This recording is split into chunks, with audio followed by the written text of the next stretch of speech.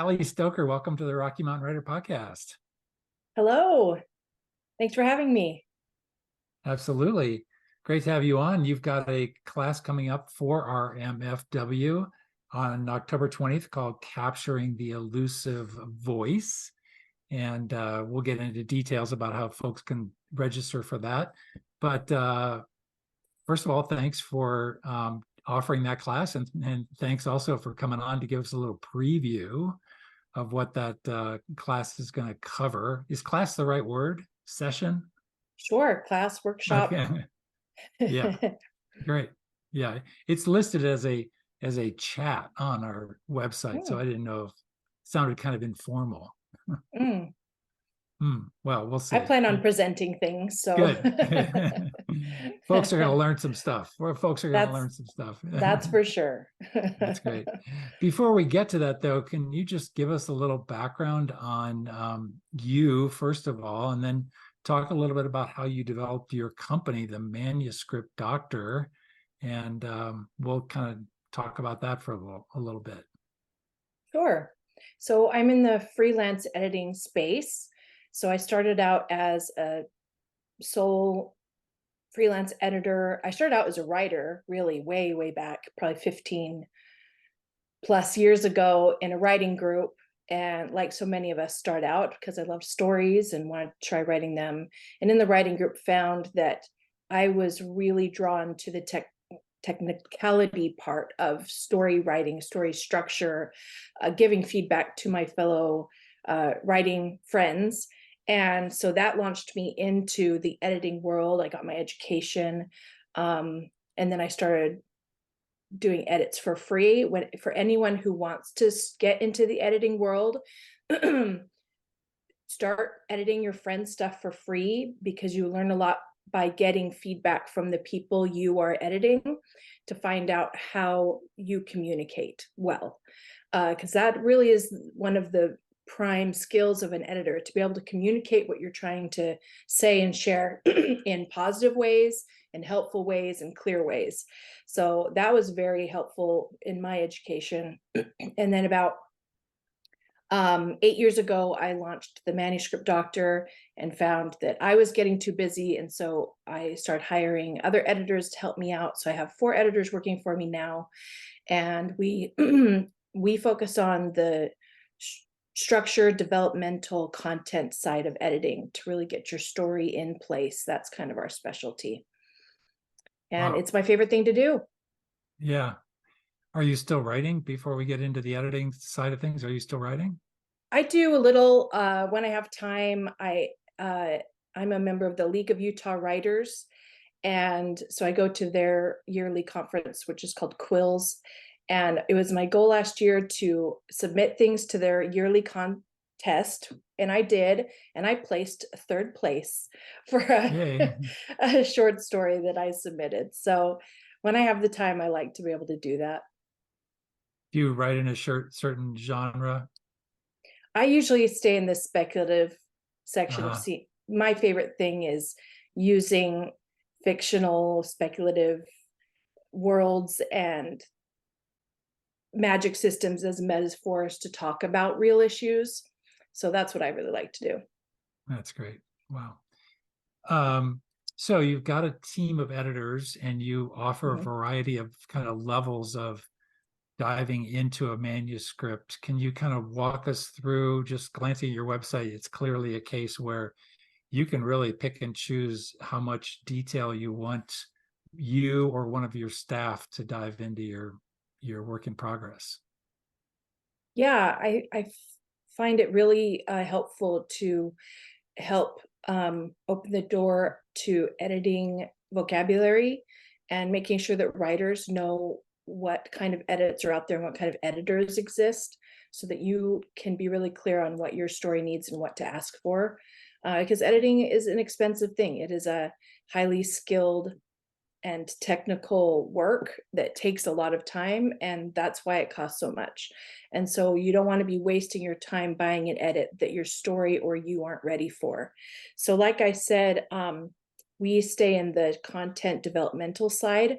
I talk about the editing funnel which is the process a manuscript goes through from beginning to end, all the way to being ready to be published. And at the top of the funnel, we're looking at the big picture things, the overarching structures, the character arcs, catching any plot holes, making sure that everything lines up well and that everything wraps up in a satisfying conclusion. And so this is where our content editing really takes place. So what our company does is we take your story and we actually break it down and we outline it for you so that you have a graph where you can look at a glance where any holes might be. And then we help give suggestions on how to fill those holes using writing tools and writing techniques. So we tend to stay up at the top of that funnel, but we do offer, moving down the funnel, some more corrective cleaning up edits, like a line edit, which is going to start cleaning up punctuation and grammar, but it's also going to keep an eye on the story to make sure the pacing is working, the voice is clear and consistent all the way through, and that there's no big clarity issues. And then that moves all the way down into the bottom of the funnel where you get the copy edit, which I think is what people mostly think of when they think of editing, and that is you're correcting punctuation and grammar. And really by then the story should be locked in place and the editor spends very little time actually talking about the story. They're really just making sure that the prose is clean. Yeah. If I'm a first-time writer, first time I put together a manuscript, how do I know when I'm ready to approach a company like yours? Yeah, that's a really good question. We have two sides to our company. And so one side of it is you have a completed manuscript, you've written the end, and you're just ready to get some feedback, and you can go ahead and come to us there. But we also have the other side of our company is mentoring or writing coaching. And that's something that you can come to us if you haven't completed a manuscript, you find yourself stuck, or you're even still at the developmental stage and are really overwhelmed and just would like some help with the brainstorming and the structure and the putting together of the story before you even write it. So we can kind of meet you where you are in your creative process and help you get over those humps that are keeping you from progressing. Do you find most come to you for the kind of mentoring side or for the editing side? We have a pretty good mix. Yeah. And we have a lot of people who will do a full edit with us, and we'll give them, we do these big editing reports. And so we'll give them a big report, and it will be overwhelming sometimes, the amount of information that we hand over to you.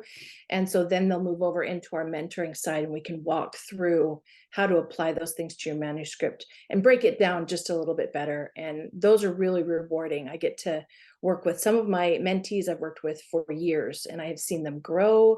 We're on like our third book together, and they're progressing, and they're a different writer than they were when they started with us. And it's really fun. That's great. And once you're done with your editing services, it's not as if there's never going to be any more edits if you approach an agent or the agent Yeah. finds you a book deal. It's just getting it to a cleanliness point that it looks professional. Is that a fair statement? Yeah, and that's such a good mind space to be in. I think we all have this perfectionist drive in us that we want the book to be ready. And it's because I think it's because when we see story, we see it in its perfected published form. And so we expect our own work to get that way without realizing that, like you said, there are all these processes that a book goes through before it finally reaches publication. And so when you're working with an editor or a writing coach or even a writing group, the goal is just to move the needle forward a little bit. Learn a new writing tool to add to your toolbox, learn a new thing to do, have a new thing that used to be really hard and you had to concentrate on, now become more natural and come out on first drafts. And if you're progressing, then you're doing good. That really is the goal more than anything else. Because yeah, like you said, there will be agents who want to do a whole pass on your manuscript before they even sell it to a publisher, who will do several more passes on it. So you are working with a thing that is wet clay, always being reshaped and reformed at all times. So think of yourself as the artist gathering tools and skills that every time you are given clay, you can do something more with it. That's great. One of the things I think I've learned over the years is just Well, I am one of those oddballs. I love the editing process. I really Mm, love editors, always have. I worked in journalism for a long time, so I mm, respect editors, but I think when it came to writing fiction, I know earlier on I was a bit more defensive about my work. And I think just it's so important to get to a space with your writing that once you are asking for feedback, you've got to really detach yourself from it and treat it like a separate thing. Because mm. if you're not communicating clearly, if their editor comes back with questions, clearly there are things to work on. Yeah. Yeah, that's definitely something not only for the writer to learn, to certainly have that separation, but also as an editor, I see it as one of my jobs to communicate in a way that you can receive what I have to tell you in the best way possible. And that is part of my job. And so if my critique is not specific enough, or it is coming off as too harsh, or whatever, that it just isn't matching where you're at, it's my job to adjust. And so I look to do that for each one of my clients, and all of my clients have specific needs and specific ways that they receive what I tell them. But so when you're looking for an editor, you really are looking to build a relationship with someone who can speak to you in a way that works for you. And some people want to know if it's hitting the emotion. Some people want to know if it's just clear and they're good enough for that. My goal is to always talk more about the craft rather than opinions, because opinions are subjective, but craft is a little bit more clear and you can actually do something. So if I'm saying this bit of information is missing on the page and this is the tool you can use to add that information, that is something that's actionable. That is something that you're like, oh, I learned something today. And when you receive feedback in that way, it feels a little bit less personal that you did something wrong or that you're a bad writer. It's simply, oh, this just is missing on the page. I forgot to add it or I didn't know how. I just received the tools to know how to do that. Yeah, that's great. I assume between you and your team members, I think I saw you have 4 other editors on your That's right. team. Mm-hmm. Yeah, I assume you accept and work with all genres Yep. across the board. Yeah.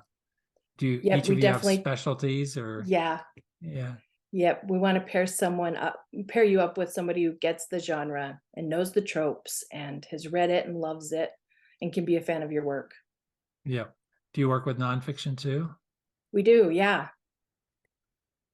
That's pretty wide open then. Anybody with a book can come to you. Anybody with a book. Yeah. We get a Yeah, lot of business nonfiction, religious nonfiction is very popular. memoirs. Yep. Mm-hmm. Yep. What are you seeing these days? What it must be kind of just from your perspective, you must, I'd like you to just kind of, if I could just ask you to reflect from starting this business to today. I mean, this world right now is just seems like it's full of books. People are independent publishing and being successful at it.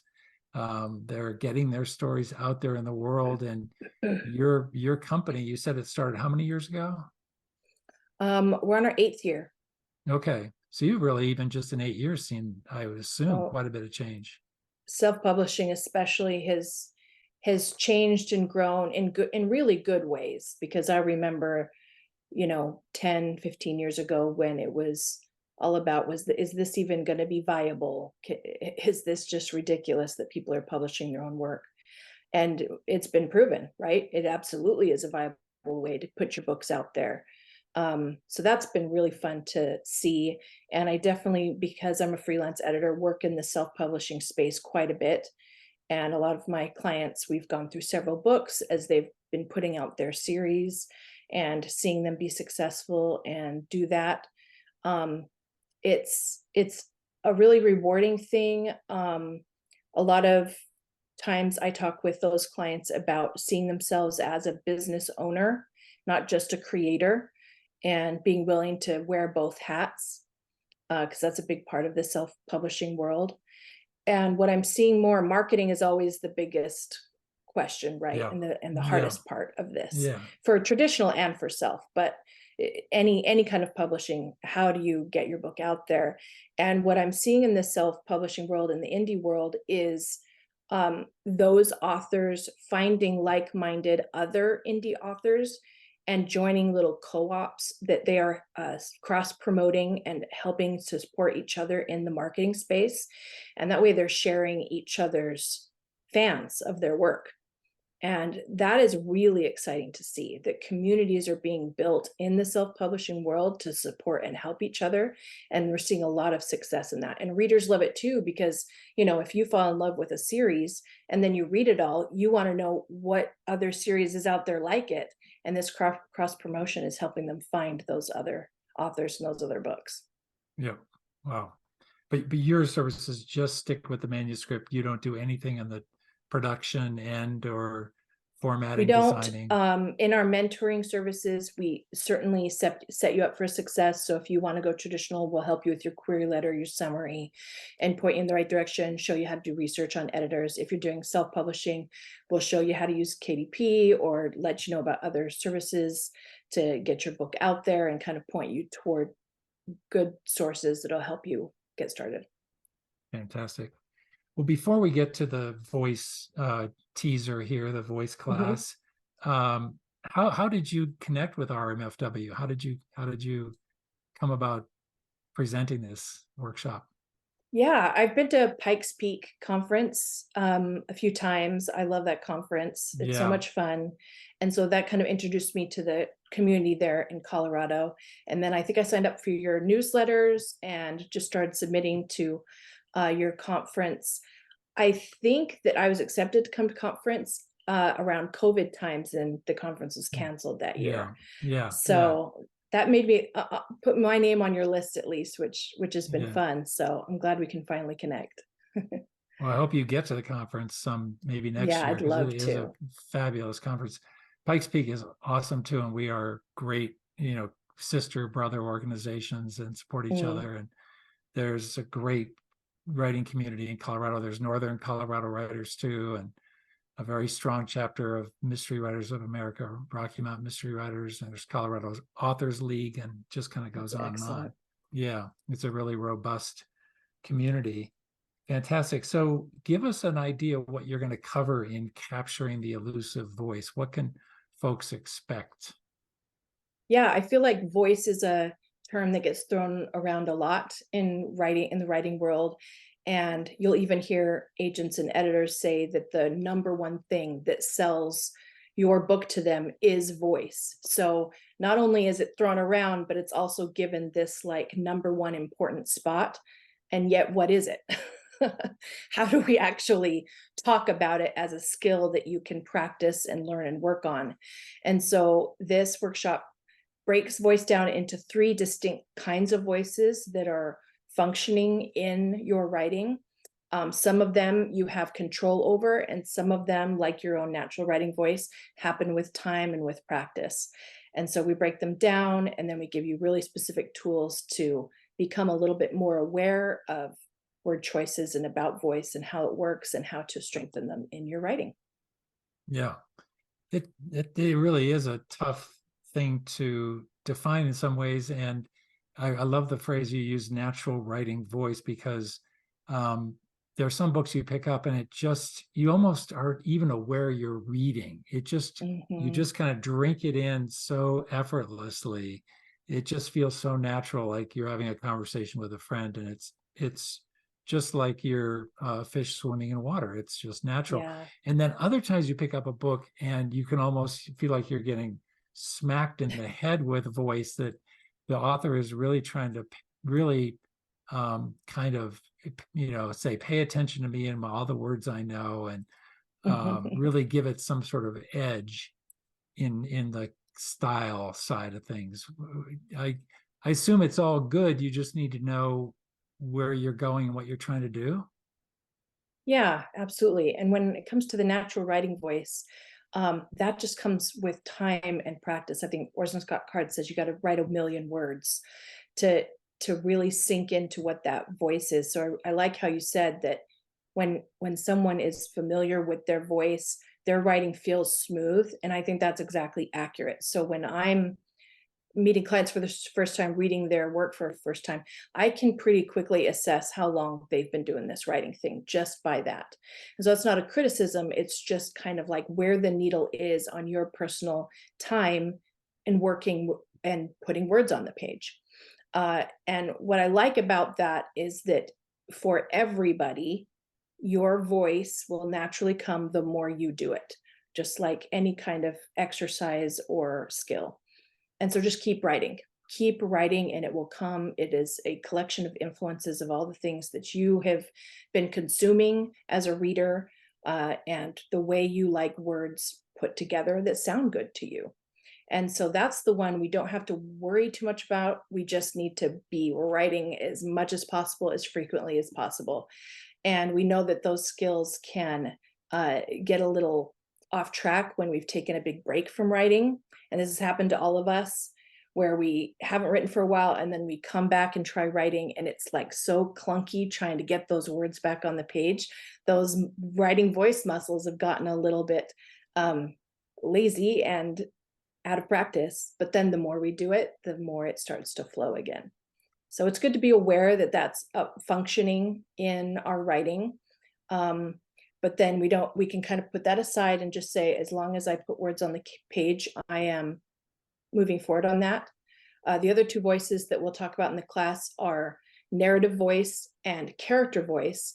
And these are ones they're actual skills that we can make conscious choices about, depending upon what we're writing and what we're trying to do, and tone and mood and all of those kinds of things. So we'll delve into those as well.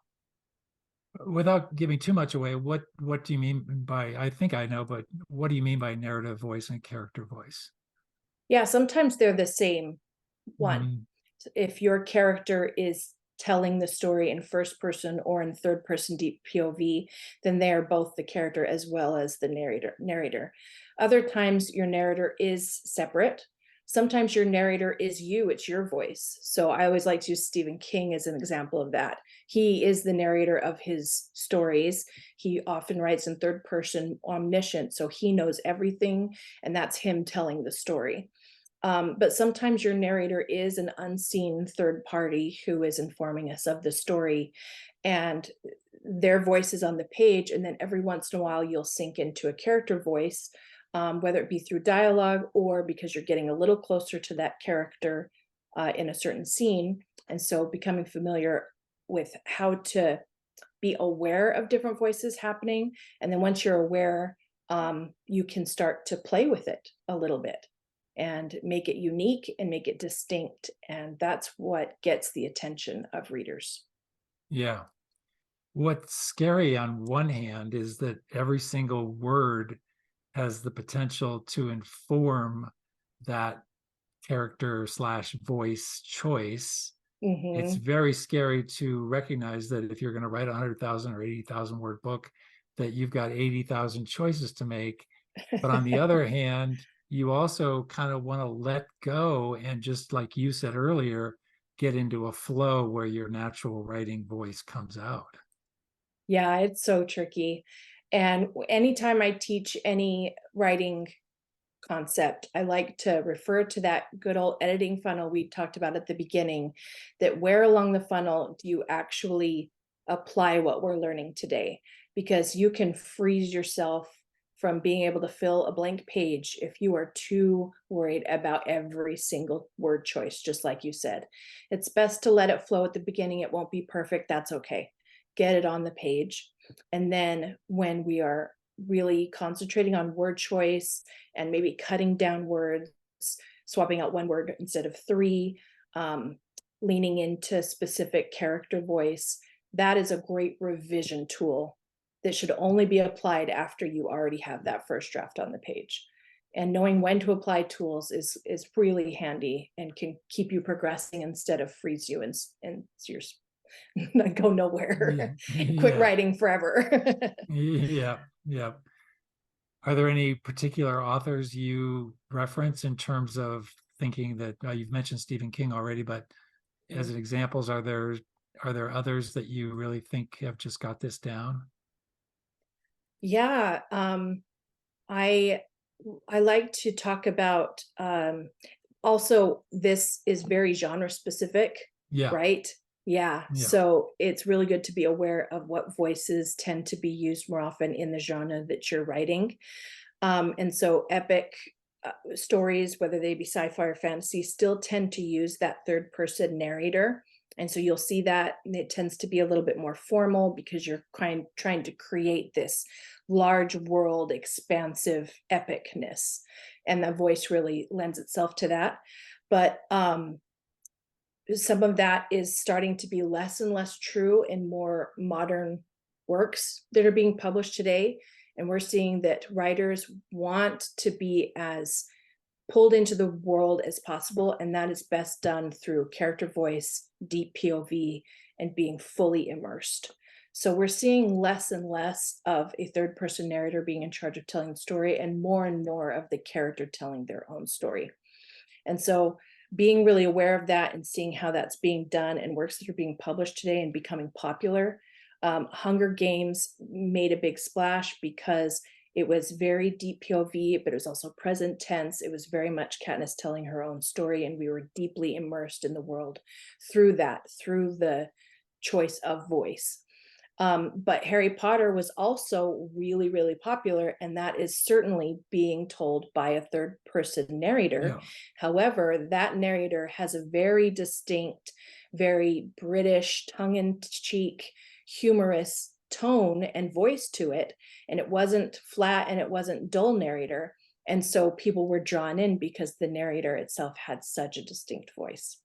So it's Yeah. really fun to see what's gotten popular, why, and what voice made it so attractive to readers.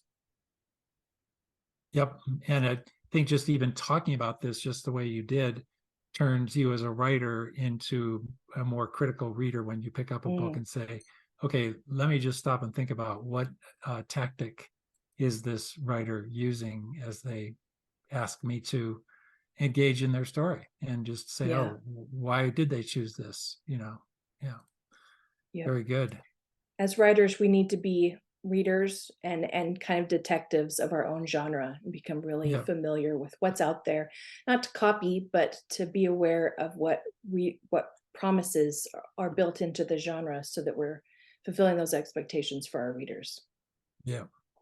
So you read for work all day. Do you actually have time to read for pleasure? I And you've do, got a but I'm family. almost You got a family too. Yeah. Yeah, I'm almost exclusively audiobooks nowadays. Mhm. I've found that when I read with my eyes, I'm an editor, but when I read with my ears, I can be a reader Yeah. and Yeah. just enjoy the story. I'm a big audiobook fan as well. And It's I so don't care great. what anybody says, it is every bit as much as reading. It is the Yep, same. In fact, no question. I think you actually, I think you engage on a better level. For me anyway, first of all, you're not going to skip any words. You're not going to say, I know what this paragraph, it's just, to me, it's a very thorough, immersive experience, especially with a good narrator. Oh Yep. yeah, Yeah. there's such great performers out there now. Yeah.